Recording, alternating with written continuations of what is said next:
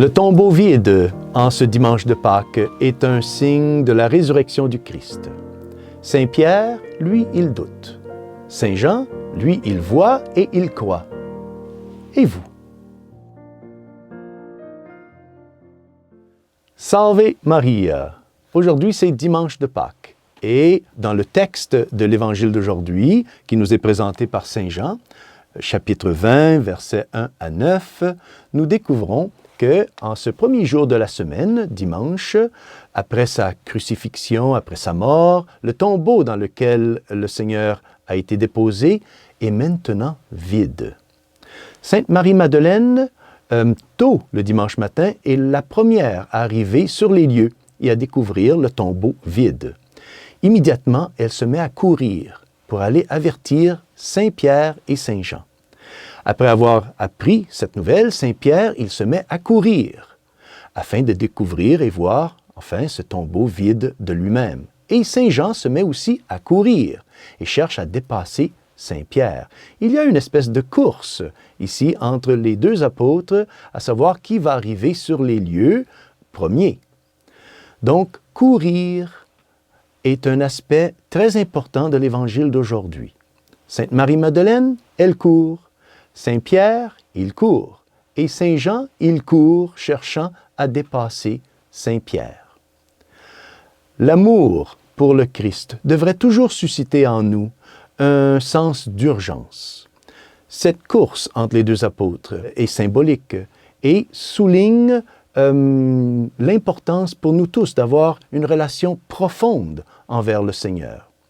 La promptitude de vouloir faire les choses pour le Seigneur est un signe d'amour pour le Christ. Le tombeau vide est un signe de la victoire complète du Christ sur la souffrance et sur la mort. Mais ce signe du tombeau vide suscite aussi une certaine confusion. Sainte Marie-Madeleine, en constatant que le tombeau est vide, immédiatement, elle pense à des voleurs de cimetières.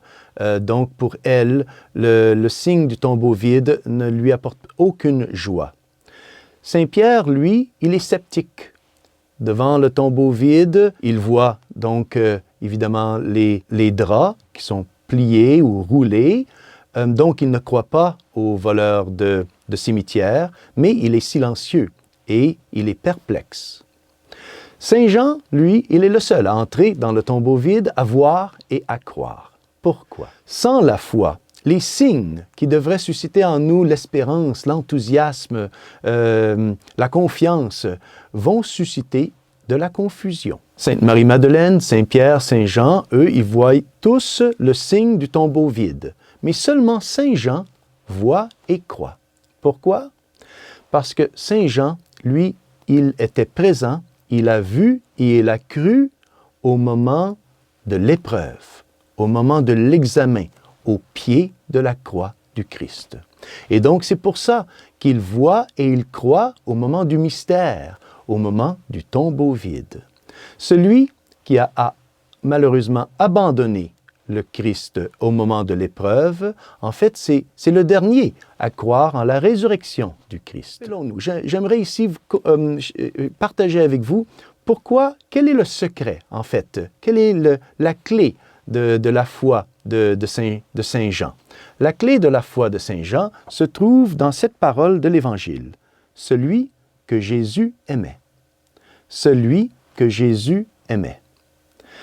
Dans l'Évangile de Saint Jean, le Seigneur, il se révèle à ceux qu'il aime. Évidemment, nous savons tous que le Seigneur nous aime tous. Mais qui agit sur cet amour? Qui a mis cet amour en action? Celui qui a vu et a cru. Demandons à la Sainte Vierge aujourd'hui, en ce dimanche de Pâques, de nous donner toujours cette profonde conviction de l'amour que le Christ a pour chacun de nous, mais aussi de toujours courir, de toujours avoir une promptitude, de mettre cet amour en action, de mettre cet amour en évolution par nos actes de charité, nos actes de prière. Et alors, le Seigneur, dans sa bonté, dans sa générosité et dans son amour, il se révélera toujours à nous afin de nous encourager et de nous faire ainsi toujours participer dans son salut. Et que Dieu Tout-Puissant vous bénisse, au nom du Père, du Fils et du Saint-Esprit. Amen. Joyeuse Pâques! Salve Maria!